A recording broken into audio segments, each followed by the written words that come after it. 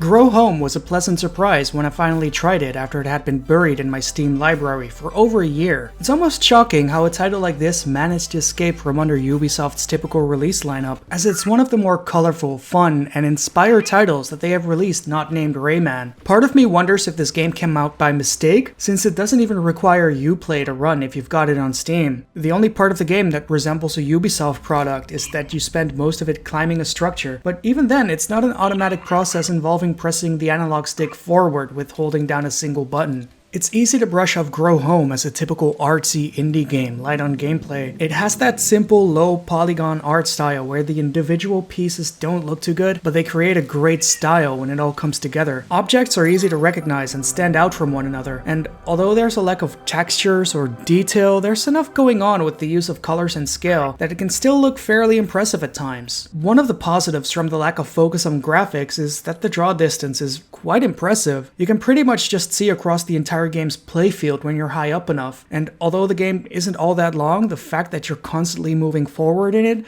means that there's still a fairly large distance you'll be looking at. It's also a fairly easy title, to a point where there almost isn't really a real obstacle in your way, outside of maybe the physics-based climbing mechanics. Not to say there aren't real hazards in the game. I did get warnings about fall damage often enough, but by the time that came into play, I'd already found a few ways to trivialize the problem. The game also features sheep, and not that they can harm you or anything, but they're there.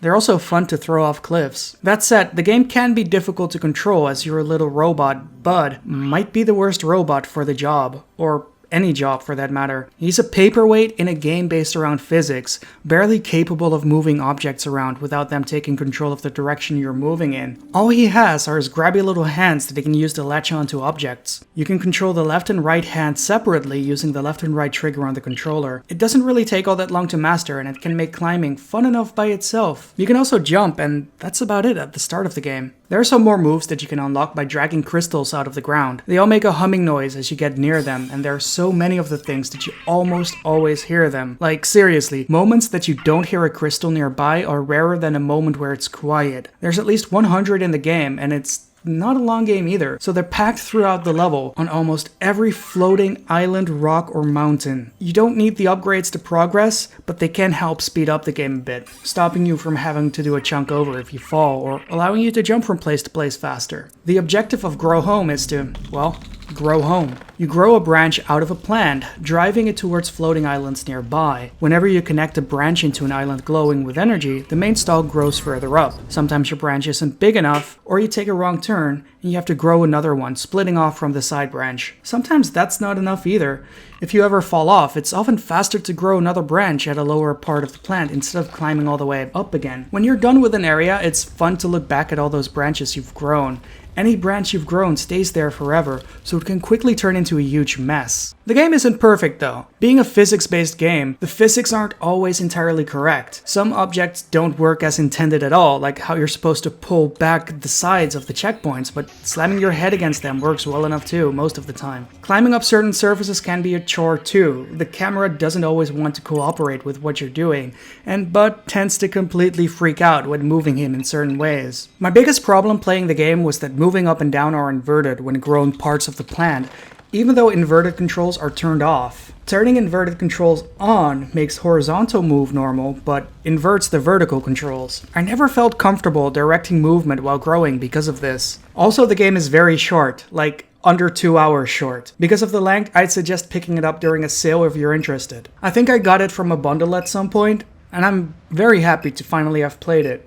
There's also a sequel called Grow Up, which is a perfect name for a passive-aggressive gifting joke. Considering the original was an experimental game made to test procedural animation, it's not too strange they'd make a sequel to further test this idea, right? Well, sort of. Grow Home sort of evolved into a game after they'd messed around with the idea enough. It bloomed into a game by accident, one without little to no fat that could get trimmed. Grow Up, however, was just made as a sequel to the first game. The outlook is different and it shows in the game. Grow Up starts with a slick intro sequence, trying to add character and drama to the story of the game. It feels kind of cheap. Next to the simplicity of the first title, which just told you what to do and then set you out to do it, Mom crashes into an asteroid field and you fall down to the planet. It's up to you to retrieve Mom's parts and fix her. Almost immediately after the game gives you control, it grinds to a halt with a short cutscene introducing a new character, Pod. Pod is a mixture of exposition and a map screen. I guess they couldn't think of a cleaner way to give you motivation and a clear path than just take player control away and have someone drone at you for every minor thing. In this sense, it's suffering from a problem that's common to a Ubisoft game. In their efforts to create a massive world for you to explore,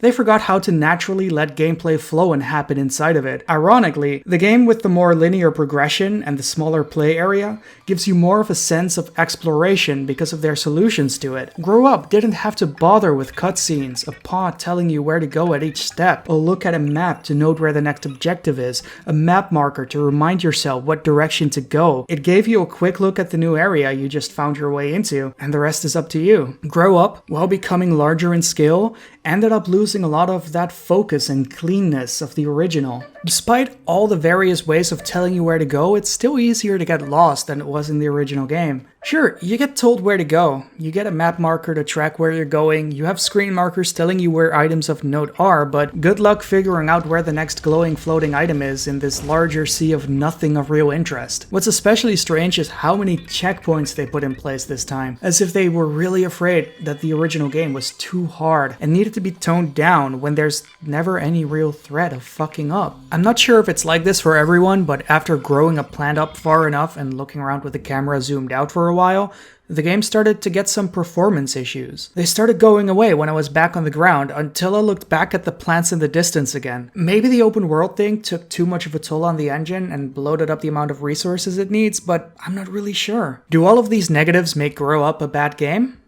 Not really. It's still got all the core gameplay of Grow Home that made it fun. The original is such a focused and pure game. It might have been bare bones, but it also had no filler whatsoever. If you think 2 hours is too short for a video game and that it needs to be padded out to be worth any money, I'd say go for it. That or you played Grow Home and you're desperately in need of more of the same, in which case you're going to get it, at least to an extent. It's not as well put together or charming as the first game, and most of the new features or changes, if you removed them, it would be a positive result. But it's not bad if you know what you're getting yourself into. That said, I do think it's interesting how many of the flaws in game design started to come into play when Ubisoft decided to actually treat their game as one. The first likely lacked these issues because it wasn't originally intended to be a video game. It was an experimental title to test procedural movement mechanic, and it turned into a full-fledged video game during production. Kind of like how No Man's Sky started with an engine for procedural generation, and then came out without really adding anything.